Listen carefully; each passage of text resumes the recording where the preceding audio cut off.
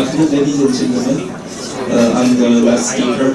It's my pleasure to share with you my topic tonight. Combined use of an iris hook or pupil expansion ring for flap surgery in patients with insufficient mydriasis. Non-financial conflicts of interest in this topic.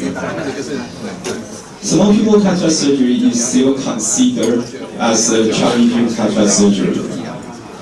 In my cataract cases, more than 10% patients are small pupil cases. Here we can see the most common issue arch of the small pupil cataract. And here we can see many different configurations of small pupil cataract. Here, before pre-operative preparation, here is some key points. Intraoperative procedure, there we can use many assistive devices and additional techniques to enhance the outcome of small pupil cataract surgery, including multiple sphincterotomies. Iris retraction hooks and ring-shaped pupil expanders are two of the most used assistive devices to handle small pupil cataract. However, for those pupils larger than 3 mm, how about deal with small pupil cataract surgery without using any assistive devices and additional techniques? As long as we perform visco mydriasis technique, capsularis, hydrodissection or hydrodelineation, and every step carefully, gently, and precisely, I consider we can complete the small pupil cataract surgery by ordinary procedure without using assistive devices and additional techniques. And for those complicated cataract cases combined with insufficient mydriasis, how about combined use of assistive devices for flap surgery? This is 72 years old glaucoma patient. We can see the cataract is very, very dense. First, I use iris hook, just as in the ordinary small pupil case. Then I trim peripheral iris hook. Then I use D8 femtosecond machine to suction and ducting. Then I adjust some parameter different from the ordinary cases under the OCT.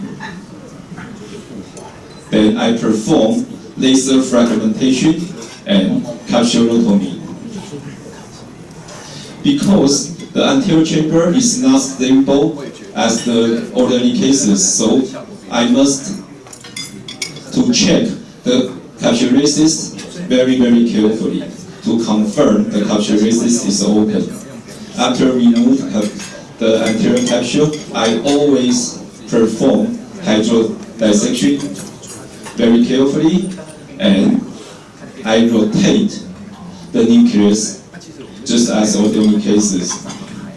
Then I can perform this case because the nucleus is very, very dense, and it seems the zonule is not so strong, seems so weak. So I perform very carefully after fecal investigation and careful cortical aspiration. And I insert an IOL, then remove the iris hook and complete this complicated small pupil cases.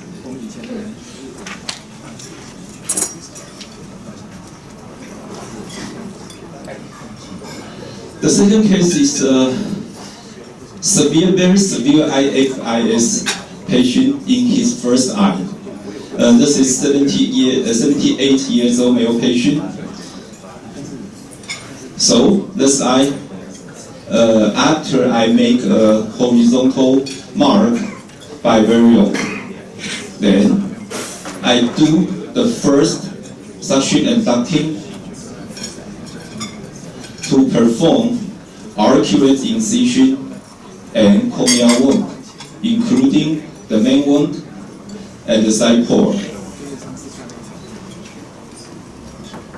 Then back to the microscope, open the main wound. Then I inject a malign ring. To expand the small pupil. Then I do the second suction and docking to perform capsularization and lens fragmentation.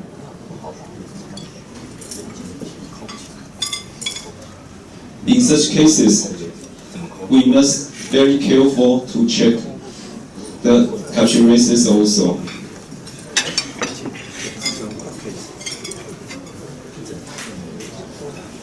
Then I also perform hydrodissection and lens rotation.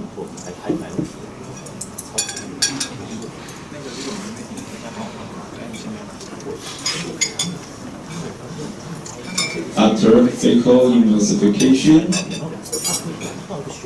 cortical aspiration,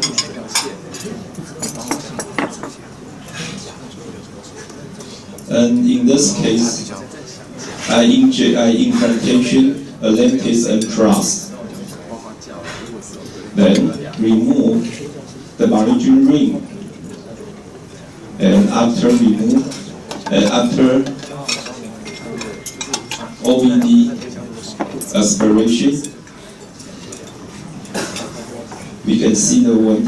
This is definitely IS syndrome.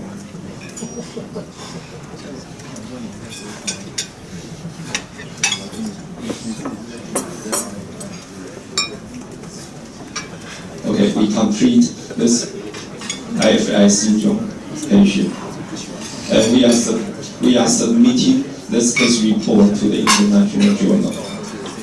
And thank you for your attention.